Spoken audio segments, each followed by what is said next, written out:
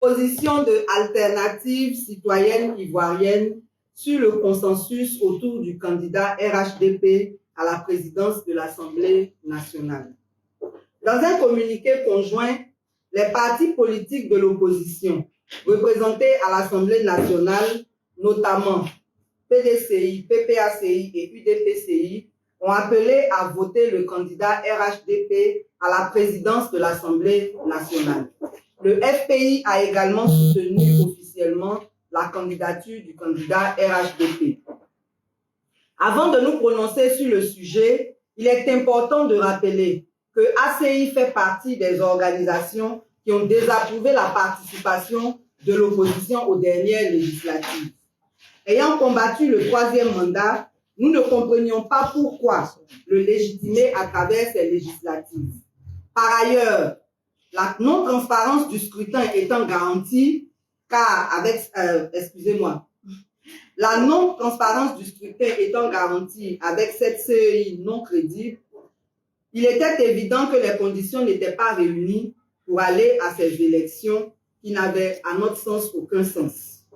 L'opposition a répondu que c'était contre certaines promesses, dont la libération des prisonniers politiques. La triste réalité est là. Non seulement on a encore des prisonniers politiques de 2011 et 2020, mais l'opposition étant minoritaire à l'Assemblée nationale, le président Adama Barrow n'avait donc pas besoin de l'opposition pour gagner. Et c'est en cela que réside son mérite d'avoir voulu rassembler en faisant le tour de l'opposition pour demander son suffrage. En effet, cela pourrait sembler un petit pas, mais c'est un grand pas pour le peuple ivoirien, car il est signe de la volonté du RHDP d'aller à la réconciliation. Nous tenons donc à saluer le génie politique du président Adama Barrow et à travers lui, ce dépassement du RHDP qui a tendu la main à l'opposition. Nous saluons aussi l'opposition, qui a également fait preuve de dépassement et d'ouverture pour accepter cette main tendue du RHDP.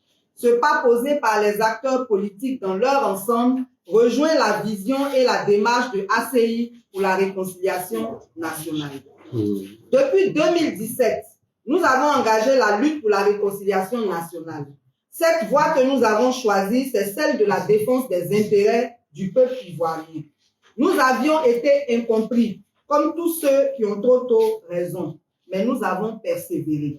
Après avoir tenu une conférence le 15 novembre 2017, à l'occasion de la Journée nationale de la paix, nous avons organisé une tournée nationale et internationale du 25 novembre 2017 au 31 mars 2018.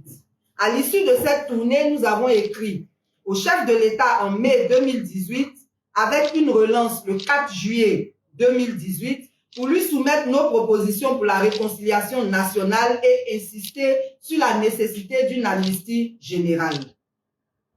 Nous avons ensuite élaboré une proposition de loi sur la réconciliation qui a été validée en atelier le 11 août 2018 et proposée au président de l'Assemblée nationale le 20 août 2018 sans suite. Nous avons malgré cela continué de faire des propositions sur tous les sujets d'intérêt national. Sans y être invités, nous avons participé au débat sur la réforme de la CEI et transmis nos propositions. Enfin, en 2021, nous avons élaboré un programme inclusif sur la réconciliation dont le lancement a été l'occasion de montrer que non seulement la société civile pouvait rassembler, mais surtout que tous les acteurs politiques étaient désormais soucieux de la réconciliation au point d'avoir tous honoré la cérémonie de lancement de notre programme du 18 novembre 2021 au Radisson Blu. Ce jour-là, malgré le contexte politique très tendu, les trois grands se sont fait dignement représenter. Les présidents Afi et Mabry étaient présents, de même que Mme Simone et Yves Gbagbo. Tous les partis politiques et organisations importantes de la société civile étaient représentés. Ce jour-là, tous les Ivoiriens étaient rassemblés autour de la Côte d'Ivoire et nous avons eu la preuve que le dialogue inclusif est possible.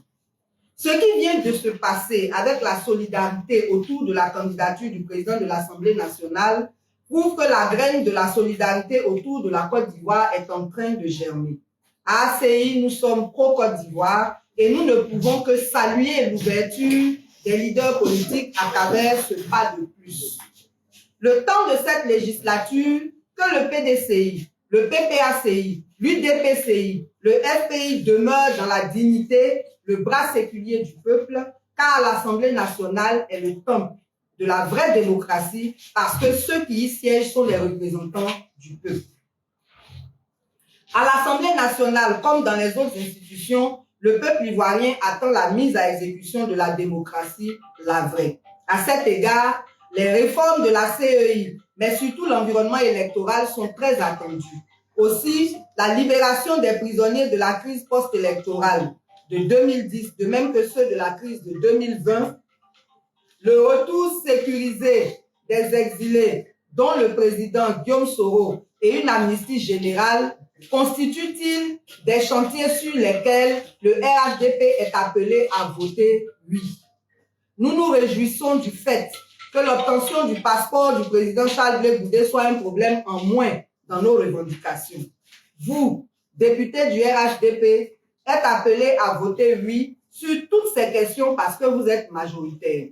C'est dans l'union réelle des cœurs autour du dialogue inclusif que se construira la réconciliation nationale. Faut-il répéter que la cherté de la vie, les déguerpissements abusifs, les conflits fonciers, les emprisonnements arbitraires, les persécutions diverses font partie des sujets qui préoccupent en ce moment les Ivoiriens? C'est le lieu de rappeler aux députés, qui sont les représentants du peuple dans l'hémicycle, que leur rôle, c'est de défendre les aspirations des Ivoiriens.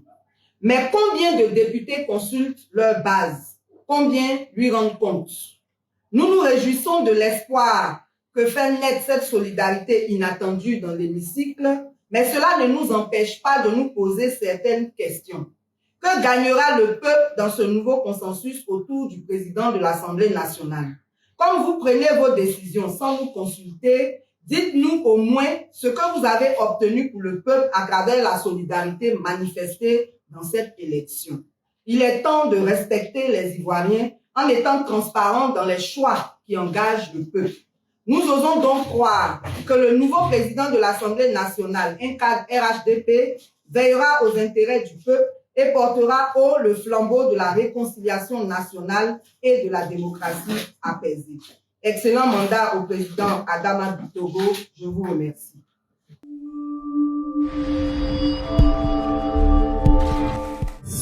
Yeah.